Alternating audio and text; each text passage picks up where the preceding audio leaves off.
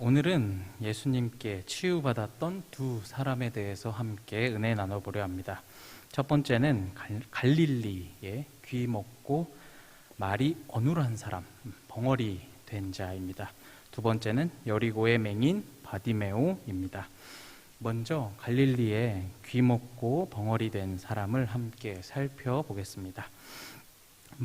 함께 읽진 않았지만 마가복음 7장 32절을 보시면 사람들이 귀 먹고 말 더듬는 자를 데리고 예수께 나와 안수하여 주시기를 간구하거늘 이라 되어 있습니다.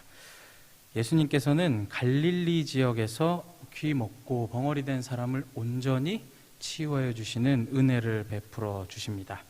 여기에 귀 먹고 말 더듬는 자가 등장합니다. 여긴 두 사람이 아니고 한 사람이 귀도 안 들리고 말도 하지 못하는 한 사람입니다. 이 아픈 사람을 주변 사람들이 예수님께로 데리고 나아옵니다. 이 귀 먹고 벙어리 된 이 아픈 사람을 지금 우리의 상황에 한번 대입해 볼 수 있습니다. 우리가 아픈 곳이 있을 때 주님께 나와 아픈 곳에 손을 얹고 간절히 기도합니다. 치유해 주시기를 간구합니다. 그러나 좀 더 나아가 육체적인 아픔에서 좀 더 나아가 신앙에 있어서 우리의 아픔, 신앙에 있어서 우리의 문제를 놓고 주님께도 우리는 기도합니다. 신앙에도 우리가 몸이 아픈 것처럼 아프고 불편할 수 있다는 사실입니다. 예를 들자면 여기 마치 귀가 안 들리는 사람처럼 우리가 마치 예수님의 말씀이 안 들리는 것처럼 살아가고 있진 않는지, 말하기 어려움을 느끼는 오늘 이 아픈 사람처럼 주님께 마음 놓고 기도하기 어려운 상황에 있진 않는지 돌아봅니다. 혹은 우리 삶 가운데 어떤 일이, 어떤 상황이, 어떠한 고난이 우리를 예배하지 못하게 하고 예수님의 말씀을 듣지 못하게 하고 마음껏 기도를 못하게 하는 상황도 있을 수 있을 것입니다. 예수님께서는 오늘 우리의 이런 아픈 곳, 또 신앙의 불편한 곳, 아픈 곳을 만져주시고 치유해 주시기를 원하십니다. 그런데 예수님께서는 이 귀 먹고 벙어리 된 사람을 어떻게 치유해 주셨습니까? 마가복음 7장 33, 34절을 자막을 보면서 우리 한번 함께 봉독해 보도록 하겠습니다. 시작. 예수께서 그 사람을 따로 데리고 무리를 떠나사 손가락을 그의 양 귀에 놓고 침을 뱉어 그의 혀에 손을 대시며 하늘을 우러러 탄식하시며 그에게 이르시되 에바다 하시니 이는 열리라는 뜻이라. 아멘. 예수님께서는 그 아픈 사람을 따로 데리고 가십니다. 무리에서 떨어뜨려 따로 데리고 가셔서 귀에다가 손가락을 넣으시고 혀에 손을 대어 주십니다. 즉 아픈 곳을 만져주시면서 치유해 주셨습니다. 이어서 34절을 보시면 탄식하십니다. 탄식하시며 에바다, 열려라 명령하십니다. 근데 사실 예수님께서는 굳이 이렇게 하지 않으셔도 치유해 주실 수 있는 분이십니다. 아니면 말씀만으로도 치유해 주실 수 있는 분, 더 나아가 굳이 말씀하지 않으셔도 치유해 주실 수 있는 하나님이십니다. 그럼에도 불구하고 왜 굳이 귀에 손가락을 넣으시고 혀에 손을 대어 주셨습니까? 이전에 말씀 보시면 수로보니게 여인의 딸을 치유하실 때에는 말씀으로 치유를 해 주십니다. 그러나 오늘 이 병자는 들을 수 없기 때문입니다. 예수님이 말씀하셔도 귀가 안 들려서 들을 수 없었기 때문입니다. 말씀이 아니라 직접 치유의 손길을 체험하게 하신 것입니다. 이 부분에서 예수님의 그 따뜻한 사랑을 볼 수 있습니다. 이 오늘 귀 먹고 벙어리 된 사람은 지금 예수님이 만져주셨던 그 순간을 앞으로 평생 잊을 수 없을 것입니다. 예수님께서는 우리의 질병, 우리 삶 가운데 어려움, 고난 또한 여기 병자와 같이 치유하시며 해결해 주시기를 원하십니다. 예수님께서는 병자와 우리를 바라보실 때 마음이 어떠시겠습니까? 34절에 탄식하십니다. 탄식. 이것은 마음이 너무 답답한 상황을 이야기합니다. 이 아픈 사람을 보고 예수님께서 안타까워하심과 동시에 마음이 너무나 답답함을 느끼셨다라는 것입니다. 그렇기 때문에 예수님께서는 명령하시기를 열려라라고 명령하셨던 것입니다. 너무나 답답했던 이 마음이, 너무나 답답한 이 사람의 상황이 열리기를 바라는 마음에 에바다 하시며 열리라고 명령하십니다. 이 에바다는 완전히 열리다라는 뜻입니다.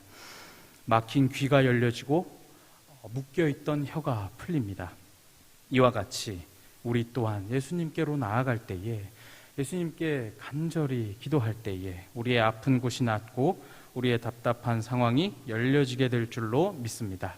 그렇게 우리가 예수님이 말씀하신 이 말씀처럼 마태복음 11장 28절에 수고하고 무거운 짐진 자들아 다 내게로 오라 내가 너희를 쉬게 하리라 라는 말씀을 따라 예수님께 우리의 짐과 우리의 아픈 것, 우리의 막힌 모든 것을 들고 나아가야 할 줄로 믿습니다. 마지막으로 좀만 더 귀먹고 벙어리 된 자 부분에서 마지막으로 좀만 더 나아가서 우리가 닮아야 할 모습이 있습니다. 32절을 눈으로 보시면 사람들이 귀 먹고 말 더듬는 자를 데리고 예수께 나와입니다. 병원에 갈 때 너무 아프고 이렇게 좀 심각할 때 보통 가족분들과 함께 병원에 가시지 않습니까? 제가 어제 갑자기 백신을 맞게 됐습니다. 그래서 되게 멀쩡해 보이지만 사실은 팔이 여기까지밖에 안 올라옵니다, 지금. 근데 맞기로 결정하니 아내가 운전해줘서 같이 가서 이렇게 맞았는데 좀 무서웠지만 아내가 그래도 옆에서 있어주니까 굉장히 좀 안심이 되었던 기억이 어제이지만 납니다. 이런 것처럼 아픈 곳이 있을 때 병원이나 혹은 어디에 가족 혹은 친구들이 같이 데리고 갑니다. 근데 오늘 이 병자는 성경에 그런 기록이 없습니다. 가족이나 친구가 데리고 왔다라는 기록이 없습니다. 이런 이야기가 없는 걸로 보아 이 사람은 안타깝게도 혼자였던 것 같습니다. 가족을 잃었던지 혹은 가족에게 버림을 받았던지 이런 안타까운 상황이었던 것으로 보입니다. 이 당시에 이렇게 장애인, 귀가 안 들리고 말을 하지 못하는 장애인은 살기가 어렵습니다. 일을 하기도 어렵고 누군가 돌봐주지 않으면 생존을 장담하기 어려운 상황이었습니다. 그러나 지금 여기에 살아있는 것으로 보아 이 이웃들이, 예수님께로 데려온 이 이웃들이 돌봐주고 또 예수님이 오셨다는 소식을 듣자 이 사람을 데리고 예수님께로 나아간 것입니다.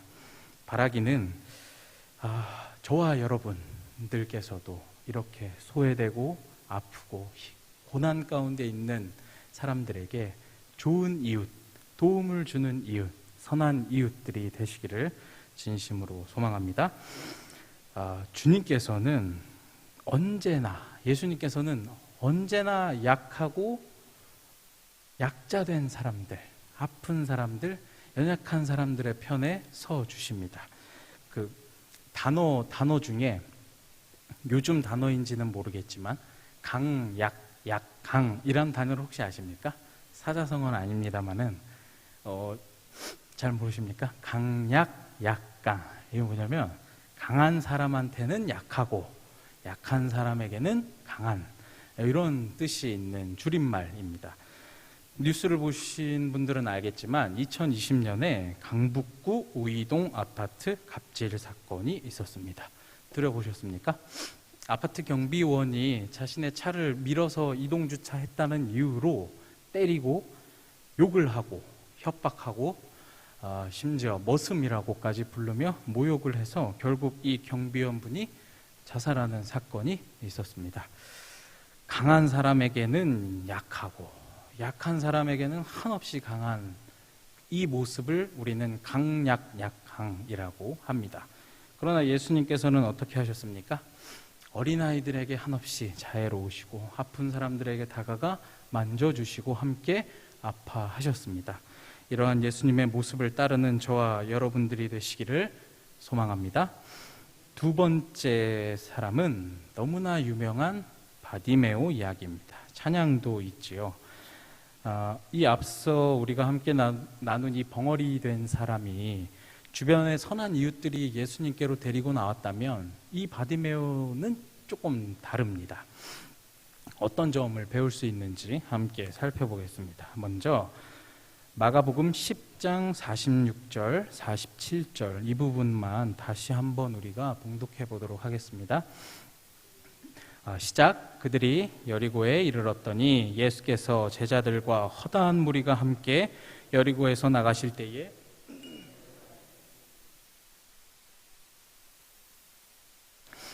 예수시란 말을 듣고 소리질러 이르되 다윗의 자손 예수여 나를 불쌍히 여기소서 하거늘. 아멘. 이 말씀의 병행 구절이 마태복음 20장 30절인데 이건 제가 봉독해 드리겠습니다. 맹인 두 사람이 길가에 앉았다가 예수께서 지나가신다 함을 듣고 소리질러 이르되 주여 우리를 불쌍히 여기소서 다윗의 자손이여 하니. 지금 이 바디메오 이야기의 배경은 여리고입니다.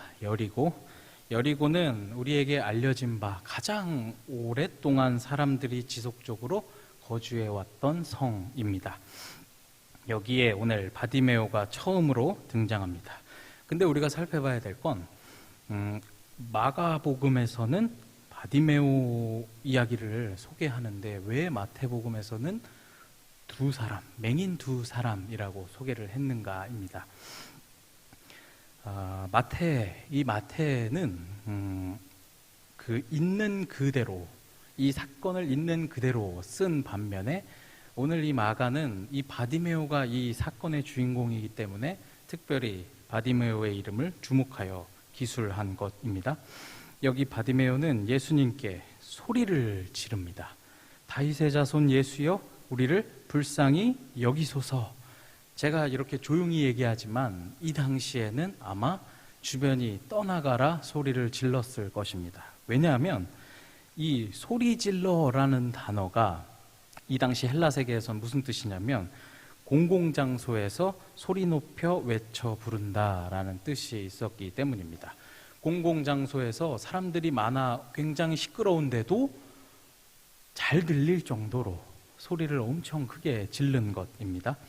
근데 흥미로운 것은 이 외침이, 이 소리질러라는 이 단어는 단지 소리를 크게 왁 하고 지르는 것을 넘어서서 신앙 고백의 의미가 담겨 있다라는 사실입니다. 이 헬라어 안에는. 그것을 우리가 어디에서 찾을 수 있는가? 마태복음 8장 29절을 제가 봉독해 드리도록 하겠습니다. 똑같은 단어가 사용되었습니다. 이에 그들이 소리질러 이르되 하나님의 아들이여 우리가 당신과 무슨 상관이 있나이까? 때가 이르기 전에 우리를 괴롭게 하려고 여기 오셨나이까? 하더니 이 사건은 거라사입니다. 일명 가다라 지방에 있던 그 귀신 들린 사람이 예수님을 하나님의 아들이여 하며 소리질렀던 바로 그 장면입니다. 예수님의 그 권위에 대한 신앙 고백적 외침인 것입니다. 두 번째는 마태복음 15장 22절을 제가 또 봉독해 드리겠습니다. 가나안 여자 하나가 그 지경에서 나와서 소리질러 이르되 주 다윗의 자손이여 나를 불쌍히 여기소서 내 딸이 흉악하게 귀신 들렸나이다 하되. 아멘. 가나안 여인은 자신의 딸을 위해서 다윗의 자손이여 라고 하며 소리를 지릅니다. 이 다윗의 자손이라는 이 단어는 예수님께서 메시아이심을 고백하는 신앙 고백적인 외침이었습니다. 여기 바디메오가 지금 이 신앙 고백적 외침을 하고 있는 것입니다. 이것으로 볼 때 우리는 무엇을 알 수 있는가? 바디메오가 이미 예수님을 알고 있었다라는 사실, 다윗의 자손이여 라고 외친 이 신앙 고백적 외침은 예수님이 메시아이심을 그가 믿었다라는 사실입니다. 이 예수님이 오늘 자신을 고쳐주실 것이다라는 확고한 믿음이 있었던 것입니다. 그리하여 바디메오의 이 간절한 외침, 예수님을 찾는 이 부르짖음도 우리가 배워야 하지만 더 나아가 이 믿음을 우리가 오늘 배워야 할 줄로 믿습니다. 예수님께서 우리의 문제를, 우리의 어려움을 해결해 주실 것이라는 믿음이 여러분 안에 있으십니까? 그러한 믿음을 가지시고 여기 바디메오처럼 부르짖으시는 저와 여러분들이 되시기를 소망합니다. 그러한 믿음이 여러분 안에서 커지시기를 소망합니다. 이어서 계속 보면 우리 48절에서 50절까지만 다시 한번 읽어보도록 하겠습니다. 마가복음 10장 시작. 많은 사람이 꾸짖어 잠잠하라 하되 그가 더욱 크게 소리질러 이르되 다윗의 자손이여 나를 불쌍히 여기소서 하는지라. 예수께서 머물러 서서 그를 부르라 하시니 그들이 그 맹인을 부르며 이르되 안심하고 일어나라. 그가 너를 부르신다 하매 맹인이 겉옷을 내버리고 뛰어 일어나 예수께 나아오거늘. 많은 사람들이 이 맹인을 꾸짖습니다. 잠잠하라 명령합니다. 일명 조용히 하라고 혼냅니다.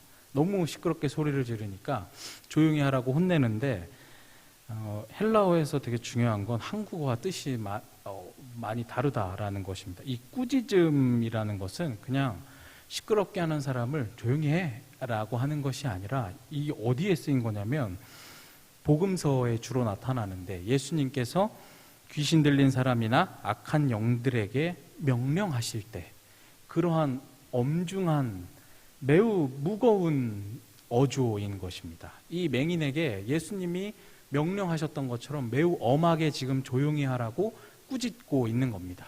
주변에 있는 사람들과 제자들이 꾸짖었겠죠. 그러나 바디메오는 이런 꾸짖음을 듣고도 어떻게 했습니까? 위축되거나 좌절하지 않고 더욱 부르짖습니다. 간절히 더욱 외칩니다. 그러자 예수님의 발걸음이 드디어 멈춥니다. 멈추시고 사람들에게 바디메오를 불러와라 예수님 명령하십니다. 여기 나오는 안심하고 일어나라 라는 말이 나옵니다. 여기에 이 안심하라는 단어는 마가복음에 여기를 제외하고는 딱 한 군데에서만 나옵니다. 그곳이 어디인가? 예수님께서 물 위로 걸어오시는 것을 본 제자들이 매우 놀라고 두려워할 때 예수님이 이렇게 말씀하십니다. 안심하라, 내니 두려워 말라. 이러한 분위기인 것입니다. 예수님이 오늘 바디메오에게 얘기하는 이 안심하라는 이 예수님께서 제자들에게 말씀하실 때 안심해라, 나다, 두려워 말라 라고 했던 그 분위기인 것입니다.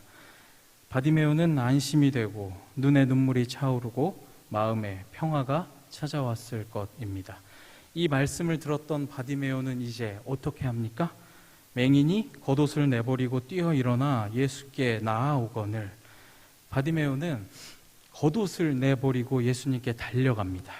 이 겉옷이 재밌는 건 히브리어로 베게드라는 단어인데 이 두꺼운 천으로 짠 옷입니다. 근데 이런 짧은 재킷이 아니라 다리까지 내려오는 두루마기 같은 길고 두꺼운 옷입니다. 일교차가 큰 중동에서는 낮에는 그것으로 햇빛을 피하고 추운 저녁에는 이불로 삼는 옷입니다. 거지인 바디메오에게 갈 곳도 잘 곳도 없었던 바디메오에게 이 겉옷이라는 것은 어쩌면 자신의 생존에 필요한 전부였을지도 모릅니다. 너무나 귀중한 물건이었을지도 모릅니다. 그럼에도 불구하고 예수님께 나아갈 때 이 겉옷이 방해가 되었는지 내버리고 예수님께로 달려갑니다. 우리에게도 이러한 바디메오와 같은 뜨거운 마음이 있어야 할 줄로 믿습니다. 예수님께 나아갈 때에 주저하게 만드는 어떤 소중한 것이 여러분에게 있으십니까? 그 예수님이 나오라 명령하실 때 그 소중한 것을 여기 바디메오처럼 내버리고 달려가실 수 있으시겠습니까? 그러한 준비가 되어야 할 줄로 믿습니다. 그만큼 예수 그리스도를 사랑하셔야 될 줄로 믿습니다. 예수님이 부르신다면 내가 가장 귀하게 생각했던 그것을 지체 없이 뒤로 한 채 달려가시기를 소망합니다. 그리하여 예수님을 믿는 믿음과 그 사랑으로 예수님께 달려가시는 저 여러분들 되시기를 바랍니다. 마지막으로 예수님께서 바디메오에게 말씀하십니다. 근데 바디메오에게 내가 내 눈을 뜨게 해줄게, 내 눈이 보일 거야 이게 아니고 뭐라고 하십니까? 내 믿음이 너를 구원하였느니라 말씀하십니다. 바디메오가 고침을 받을 수 있었던 가장 큰 이유가 무엇인 겁니까? 믿음입니다. 혈루증 걸린 여인에게도 예수님 말씀하십니다. 믿음이 너를 구원하였다. 회당장 야이로에게도 믿기만 하라 말씀하십니다. 믿음에는 치유의 능력, 구원의 능력, 이것이 우리 삶 가운데 유효하게 하는 힘이 있는 줄로 믿으시길 바랍니다. 그리하여 이러한 믿음을 가지시고 예수님을 사랑하시고 눈이 나은 즉시 예수 그리스도를 따라갔던 이 바디메오처럼 예수님을 따라가는 저와 여러분들이 되시기를 소망합니다.